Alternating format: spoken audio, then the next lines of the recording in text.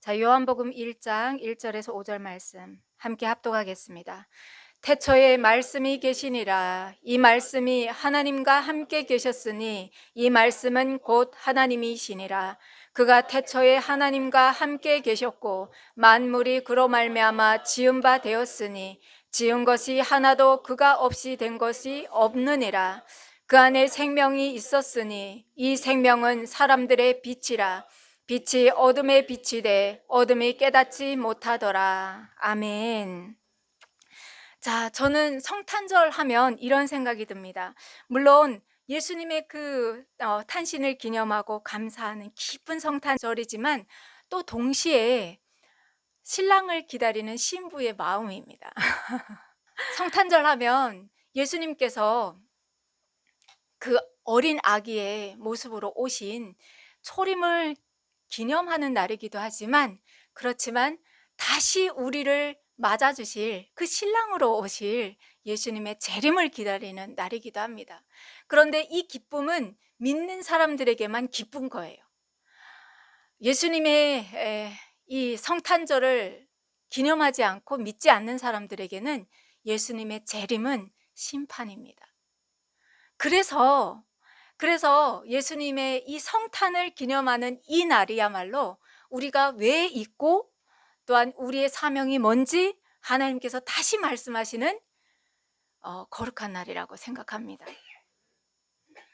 그래서 여러분, 내 마음이 지금 감격도 없고 기쁘지도 않다 하면 깨워보시기 바랍니다. 네, 이 시간이라도 우리가 그 신랑을 기다리는 신부의 마음이 되어서 예수님을 막 묵상하면서 기쁜 마음으로 예배드렸으면 좋겠습니다. 자, 그런데 여러분, 근데 우리가 이렇게 기쁜 성탄절날 예수님은 왜 그러면 그 높고 높은 보좌를 뒤로 하고 오셨을까? 해마다 우리가 맞는 크리스마스인데, 오늘 또 크리스마스가 됐구나.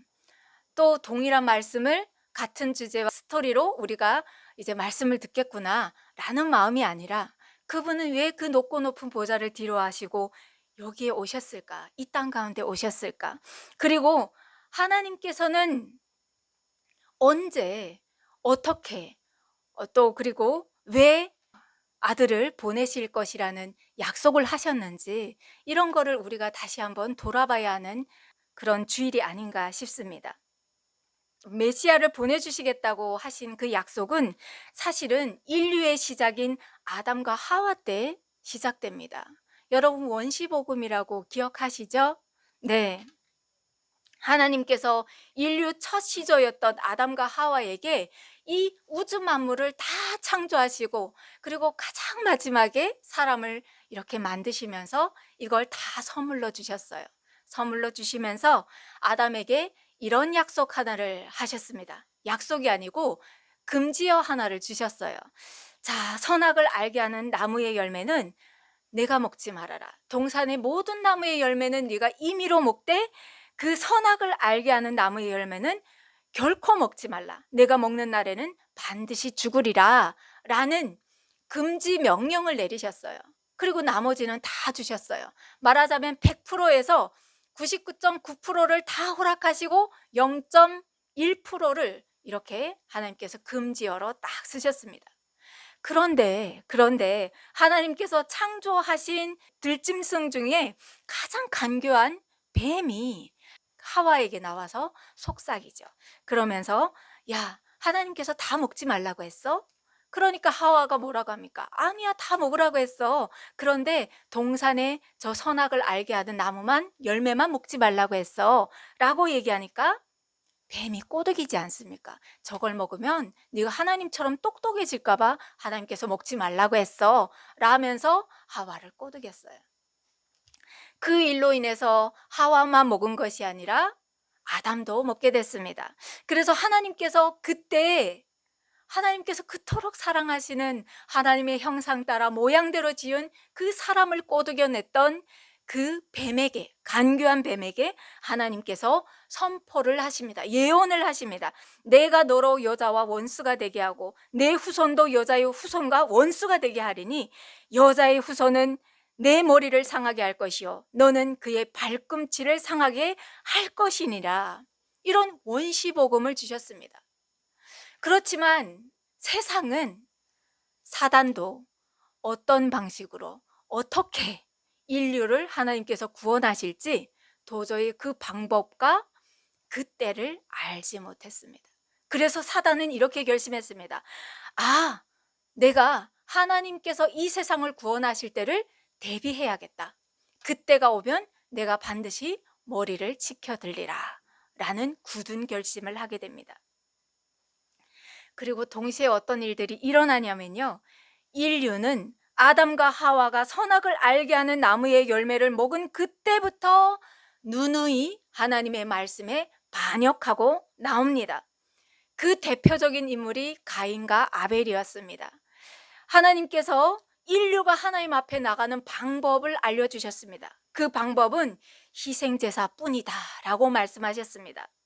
그런데 가인은 그럽니다. 하나님 앞에, 하나님, 아니에요. 피를 흘리면서 나가는 그 희생제사 너무 끔찍합니다. 그렇지만요, 하나님, 그 더 좋은 제사를 제가 알아냈어요.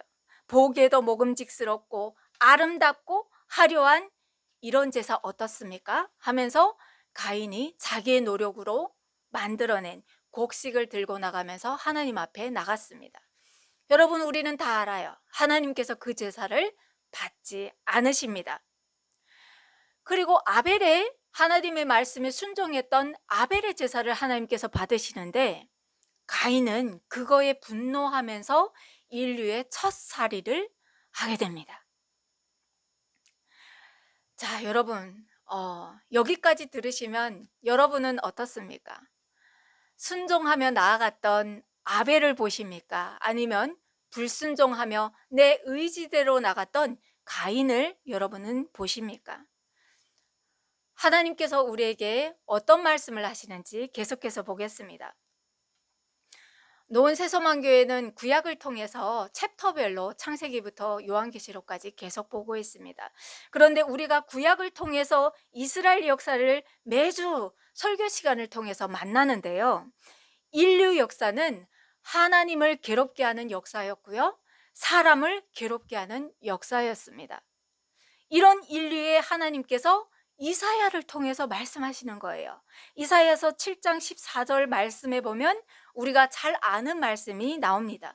보라, 처녀가 잉태하여 아들을 낳을 것이요 그의 이름을 임마누엘이라 하리라 라고 말씀하십니다. 오늘은 하나님께서, 예수님께서 오시기 전 그 700년 전에 하셨던 그 하나님의 약속이 응답되는 그런 기쁜 날이라는 겁니다. 2000년 전에 응답됐던 그 약속은 오늘도 시공간을 초월해서 계속 지금 우리에게 응답되고 있다는 것을 여러분 기억하시면 좋겠습니다. 자, 우리가 아는 것처럼 예수님은 남자의 후손으로 온 것이 아니라 여자의 후손으로 오셨습니다. 그 이유는 로마서에 기록되어 있는데, 이 땅에는 의인이 없는 거예요. 의인은 없나니 하나도 없다라고 로마서에 기록하고 있습니다. 누구도 타인을 정죄하고 판단하며 모든 사람 머리 위에 군림하고자 하는 그 욕심, 탐욕, 교만으로부터 자유로운 사람은, 죄송하지만 여기에 앉으신 저와 여러분도 자유하지 못하다는 거예요. 그래서 성경은 곳곳에서 말씀하십니다. 예수님의 도움이 없이는, 그리고 예수님의 그 희생제사가 없다면, 예수님의 그 무조건적인 순종이 없다면, 그러면 우리는 하나님과 단절된, 끊어진 죄인들로서 그 죄의 삭신 사망에서 자유할 자가 하나도 없고 그 누구도 스스로를 구원해낼 자가 없다, 이 말씀을 하고 있습니다. 그래서 이 날이 우리에게 큰 은혜고 감격이고 기쁨의 날인 것입니다. 여러분 기쁘십니까? 여러분은 죄의 삭신 그 사망에서 건짐을 받으셨고요, 영원한 생명인 천국을 여러분이 선물로 받으신 날이라는 겁니다. 아멘이죠. 자, 그러면 예수님께서 이 땅에 어떤 과정을 거쳐서 오셨는지 우리가 다 알지만 다시 한번 보겠습니다. 자, 갈릴리 나사렛이라는 동네에 요셉이라는 남자와 약혼한 처녀가 있었습니다.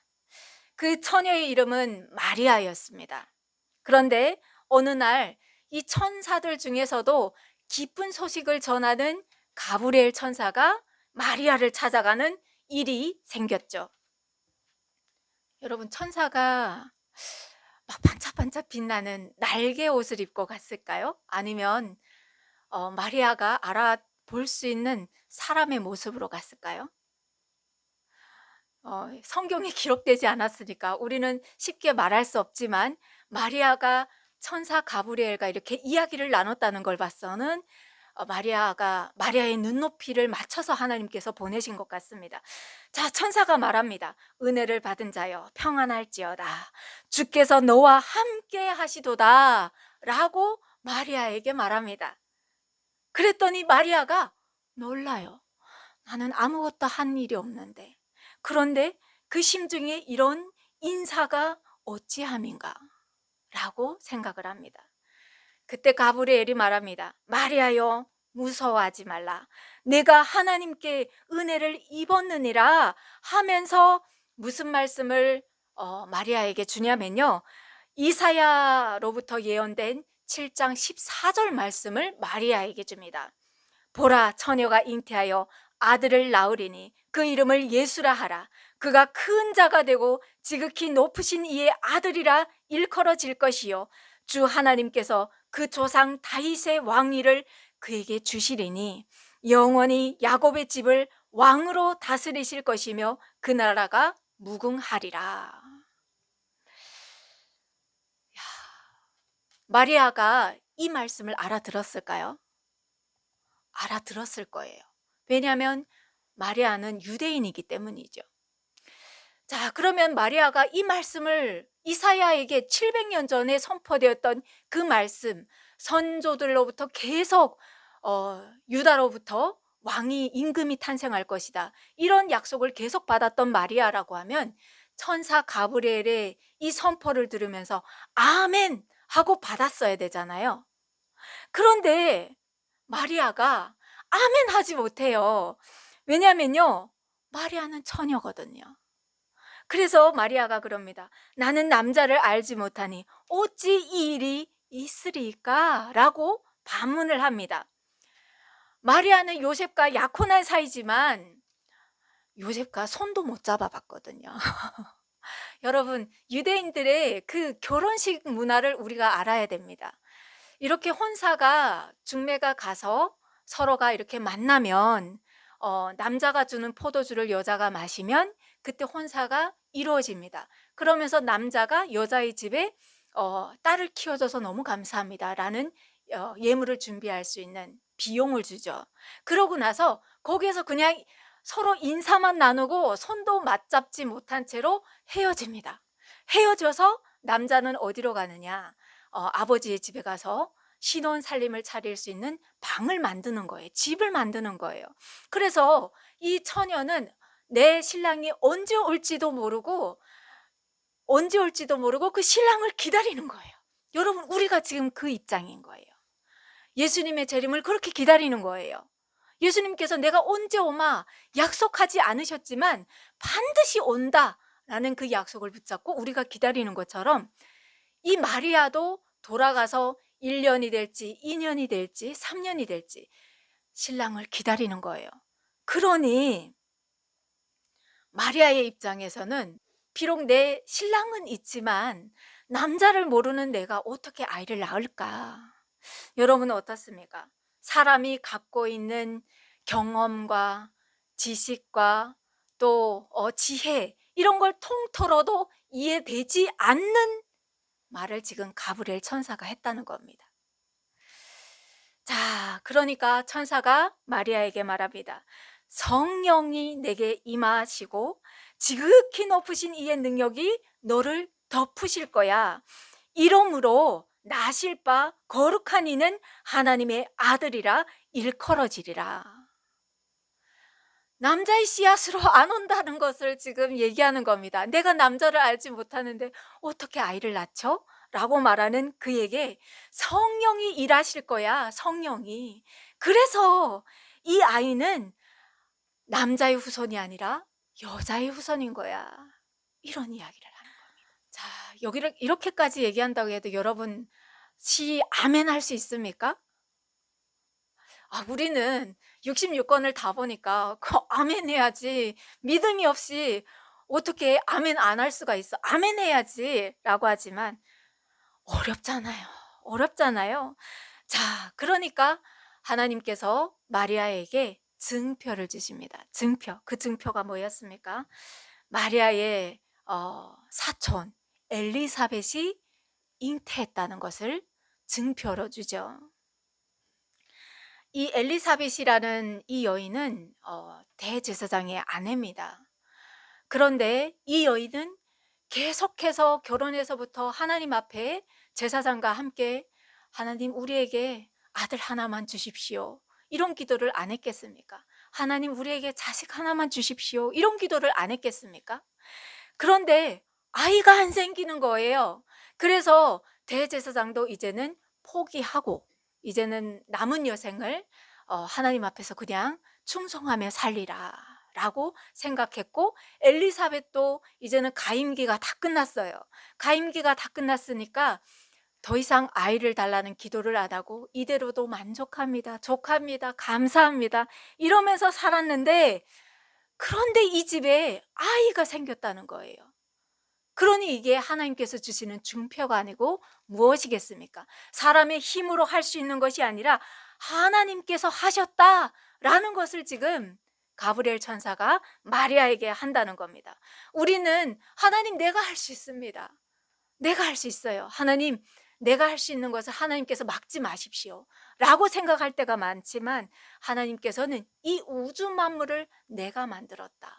사건 하나하나를 통해서 이 우주 만물 창조주는 바로 나다라는 것들을 선포하신다는 겁니다. 그래서 이것은 시작에 불과해. 그분의 창조는 여기에서 끝난 것이 아니라 지금도 계속되고 있어. 그분이 이루시고자 하는 뜻은 반드시 응답된다라는 것을 엘리사벳의 잉태를 통해서 마리아에게 말씀하고 있죠. 정말 놀라운 말씀입니다. 정말 놀라운 말씀이에요. 사람의 그 상식과 경험을 다 뛰어넘는 뭐만 필요합니까, 여러분? 믿음만이 필요한 증표들인 겁니다. 자, 그러면 여러분, 믿음이 무엇인지 우리가 보려고 합니다. 말하자면 그런 겁니다. 우리가 하나님께서 이 우주 만물을 다 창조하셨지만, 하나님께서 이 우주 만물을 말씀으로 창조하실 때 하나님 옆에 어떠한 사람도 있은 사람은 없습니다. 심지어 아담조차도 하나님께서 다 창조하신 후에 빚어졌죠. 이것이 믿어지지 않는다고 하면 여러분, 우리가 가까이에서 찾아볼 수가 있는데, 우리는 매일 아침 건강하게 눈을 뜨고 또 새날을 맞이한다는 굳건한 믿음이 있습니다. 맞습니까? 오늘 자면서 나 내일 아침 눈을 못 뜰 거야 라는 사람은 한 명도 없습니다. 이거는 누가 강압적으로 세뇌한 것도 없고 믿으라고 강요한 것도 아닙니다. 그런데 우리 마음 가운데 강한 믿음이 있더라는 겁니다. 그러면서 내일도 나는 건강히 깨어나서 일어나 하루를 시작할 것이고, 맛난 음식을 먹을 것이고, 내 지인들을 만날 것이고, 나에게 맡겨진 일들을 할 것이고, 자녀들을 양육할 것이고, 이러한 믿음이 있습니다. 나의 삶은 계속될 것이라는 강한 믿음이 있죠. 믿음이라는 건 그렇습니다. 우리가 시간 여행을 해본 것도 아니고 또 내일을 살아본 것도 아니지만, 그렇지만 당연하게 바라는 것들, 이것을 믿음이라고 합니다. 그래서 믿음은 히브리서 기자가 말씀하시는 것처럼 바라는 것들의 실상이다라고 말씀하고 있습니다. 그리고 보이지 않는 것들의 증거라고 말하지 않습니까? 우리가 비록 내일을 안 살아봤지만 내일도 우리의 삶은 여전히 시작될 것이라는 것을 안다는 겁니다. 내가 호흡한다는 것을 안다는 겁니다. 그래서 우리가 보지 못했던 그 선진들도 이로써 증거를 얻었다. 믿음으로 모든 세계가 하나님의 말씀으로 지어진 줄을 우리가 아나니 보이는 것은 나타난 것으로 말미암아 된 것이 아니다. 무슨 말씀이냐면요, 하나님께서 인도해 가신다는 것을 우리는 내 마음의 심령이 안다는 거예요. 그래서 그 하나님을 의지하고 매일매일을 살아낸다는 말씀입니다. 자, 엘리사벳의 임신 소식을 증표로 받은 마리아가 하나님 앞에 이렇게 고백합니다. 주의 여종이오니 말씀대로 내게 이루어지이다. 하나님께서는 마리아의 이 고백을 통해서 말씀하십니다.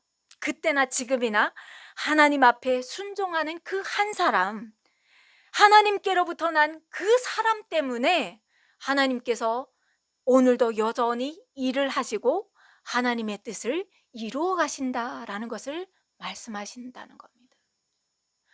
그래서 우리에게도 그 믿음을 가지라고 말씀하시는 겁니다. 반쪽짜리 믿음 말고요, 교회 안에 들어왔을 때는 주님을 믿습니다 하고 세상에 나갔을 때는 세상을 붙잡으면서 사는 그 믿음이 아니라 하나님께서 나를 붙잡으시니 나는 건강합니다, 나는 뭐든지 할 수 있습니다 라는 담대함으로 오늘 무엇을 입을까, 무엇을 먹을까 걱정하지 말고 염려하지 말고 살라는 말씀을 하고 있다는 겁니다. 여러분, 이런 믿음을 가진 사람은 어떨까요? 세상에 두려움을 안고 살아가는 사람보다 하나님을 신실하게 믿고 살아가는 사람은 더 많은 일들을 담대하게 할 것이고, 그리고 더 많은 열매를 맺으면서 살 겁니다. 우리 주님은 이 세상에 임금으로 오셨지만 그 시작하는 모습은 아주 어리고 힘도 능력도 없는 요셉과 마리아의 그 힘이 없다고 하면 결코 한순간도 살아갈 수 없는 어린 아기의 모습으로 오십니다. 왜 그렇게 하셨을까요? 어린 아이에게 누구나 친절하게 다가가지 않습니까? 그것처럼 하나님께서는 모든 사람이 예수님 앞에 나와서, 국률의 그 하나님 앞에 나와서 구원을 받으라고 이 어린 아기의 모습으로 오시는 겁니다. 그렇지만 재림하시는 그 예수님의 모습은 세상의 임금으로 오시는 겁니다. 심판주로 오시는 겁니다. 그래서 그때는 은혜의 시대가 계속되는 것이 아니라 그때는 은혜의 시대가 닫히고, 지금까지 하나님 앞에 신앙생활을 잘 했던 사람은 하나님 앞에 들림을 받고, 그렇지 않았던 사람들은 하나님 앞에 심판받는 무서운 심판주로 오신다는 것을 하나님께서는 말씀하시는 겁니다. 그래서 이사야 선지자를 통해서 하나님께서 이렇게 말씀하십니다. 어린 아기를 통해서 오시면서 오호라 너희 모든 목마른 자들아 물로 나아오라. 돈 없는 자도 오고 너희는 와서 다 사 먹되 돈 없이 값 없이 와서 포도주와 젖을 사라. 이런 말씀을 하신다는 겁니다. 너희가 어찌하여 양식이 아닌 것을 위하여 은을 달아주며 배부르게 하지 못할 것을 위하여 수고하느냐. 내게 듣고 들을지어다. 그리하면 너희가 좋은 것을 먹을 것이며 너희 자신들이 기름진 것으로 즐거움을 얻으리라. 어린 아기로 오신 예수님은 값없이 예수님 앞에 다 나와서 꼴을 얻으라고, 들어오며 나가면서 그 꼴을 얻으라고 이 어린 아기의 모습으로 오셨다는 겁니다. 여러분 믿습니까? 꼴을 얻고 계십니까? 저는 하나님을 모르고 살 때 두만강에서 하나님 앞에 기도했던 사람입니다. 하나님, 내가 하나님을 몰라요. 그런데 우리 언니는 하나님이 계시대요. 하나님께서 정말로 계신다고 하면 살려주세요. 살고 싶습니다. 저를 살려주시면 제가 주님 뜻대로 살겠습니다 라는 기도를 했습니다. 그런데 하나님 앞에 간절히 붙들면서 기도하는 그 기도를 하나님께서는 외면하지 않으셨습니다. 허공에 울려 퍼지는 메아리처럼 흩어진 것이 아니라 하나님께서 그 간절히 주님을 찾는 그 한 사람의 기도를 하나님은 외면하지 않으셨고요, 받으셨고요. 그래서 하나님께서, 주님께서 저를 여기까지 인도하셔서 여러분 앞에서 이렇게 설교하도록 인도하셨다는 거예요. 이것이 하나님의 은혜라는 겁니다. 여러분, 주님은 우리에게 동일하게 말씀하시는 겁니다. 하나님의 은혜는 모든 사람에게, 모든 만민에게 동일하게 그 십자가의 보혈은 흘려졌지만 모든 사람이 그 은혜를 받는 게 아니라고 말씀하신다는 겁니다. 간절하게 주님을 찾는 그 한 사람, 간절하게 주님을 두드리는 그 한 사람이 그 은혜를 입는다고 말씀하고 있는 겁니다. 그래서 예수님께서 오셔서 그 많은 사역들을 하시는데 사람들은 하나님 앞에 나가는 그 자세가 다르잖아요. 세상에 임금으로 모시려고 하잖아요.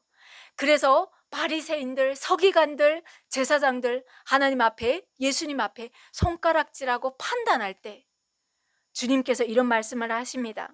건강한 자에게는 의사가 쓸데없고 병든 자에게라야 쓸데있느니라. 너희는 가서 내가 국류를 원하고 제사를 원하지 아니하노라 하신 뜻이 무엇인지 배우라. 나는 의인을 부르러 온 것이 아니요 죄인을 부르러 왔노라. 예수님께서 이 말씀을 하신 이유는 오늘 우리가 합독한 그 말씀에 있습니다. 함께 합독한 그 봉독한 말씀에 있습니다. 태초에 말씀이 계셨고 그 말씀이 하나님과 함께 계셨는데 이 말씀이 곧 하나님이시라. 만물이 그로 말미암아 지은 바 되었으니 지은 것이 하나도 그가 없이 된 것이 없다.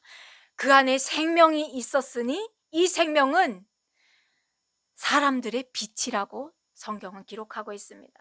흙으로 창조되고 그 코에 생기가 들어갈 때 이 말씀이 들어갔다는 겁니다. 그런데 이 빛, 참 빛이 세상에 와서 각 사람에게 비추는데 세상이 그를 알지 못했다는 겁니다. 자기 땅에 하나님께서 오셨는데 그의 백성이 그 빛을 영접하지 않았다는 겁니다. 심지어 예수님의 12 제자들도 예수님께서 이런 많은 일들을 표적을 행하실 때 이 제자들도 어떻게 합니까? 주님이 그 임금으로 올라앉으실 때 가장 높은 자리에 누가 앉을까? 그걸 가지고 다투지 않습니까?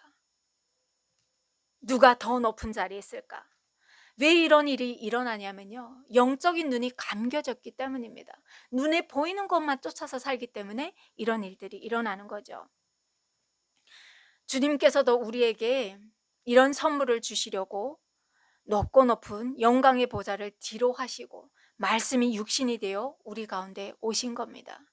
그 예수를 영접하는 자, 그 주님을 영접하는 자에게 하나님의 나라를 볼 수 있는 그 영적 영안을 허락하시려고, 우리의 영을 깨워주시려고, 그 성령을 주시려고 우리 주님께서 그 높고 높은 보좌를 뒤로 하시고 말씀이 육신이 되어서 오셨다는 겁니다.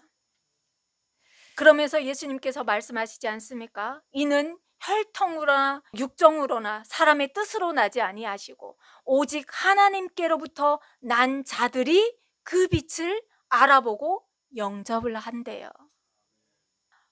공의의 하나님, 공평의 하나님께서 동일하게 세상 만민 가운데 그 빛을 다 비춰주셨는데 아직도 세상 밖에는 안 믿는 사람들이 그렇게 많다는 겁니다.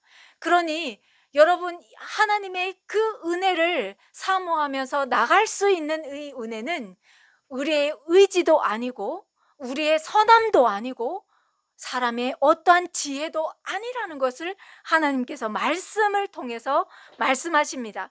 하나님의 자녀가 되는 권세는 혈통으로나 육정으로나 사람의 뜻으로 나지 아니하시고 오직 하나님께로부터 난 자들이 그 빛을 영접한대요. 그래서 하나님께서 성령을 그 사람들에게 주셔서 말씀을 읽을 때 하나님의 뜻이 분별이 되고 하나님의 뜻대로 신앙생활 할 수 있도록, 그래서 천국에 이를 수 있도록 하나님께서 은총 주신다라는 것들을 말씀하고 있습니다. 그러니 여러분, 우리가 주님 앞에서 자랑할 것이 있습니까? 없습니다. 오직 감사밖에 없습니다. 내 뜻대로, 내 의지대로, 내 지혜로 된 것이 아무것도 없기 때문입니다.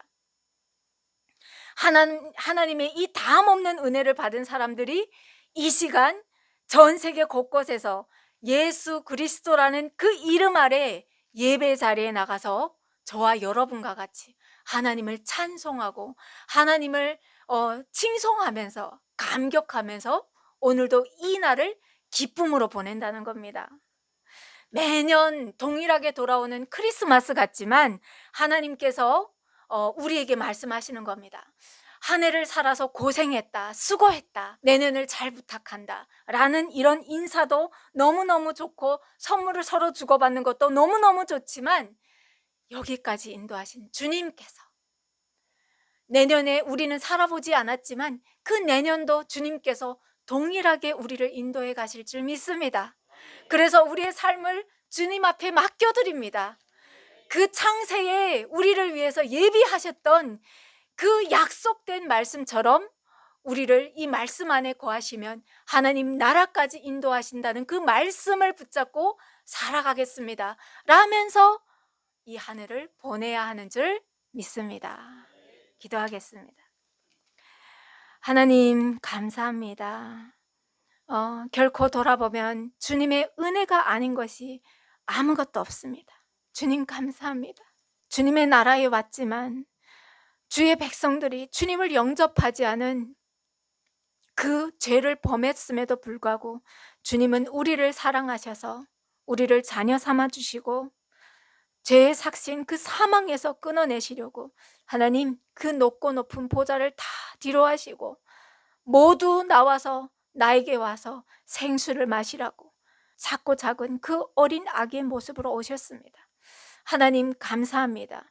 주님의 은혜가 있어서 오늘도 우리가 주님 앞에 나와서 이렇게 감사하며 예배 드립니다.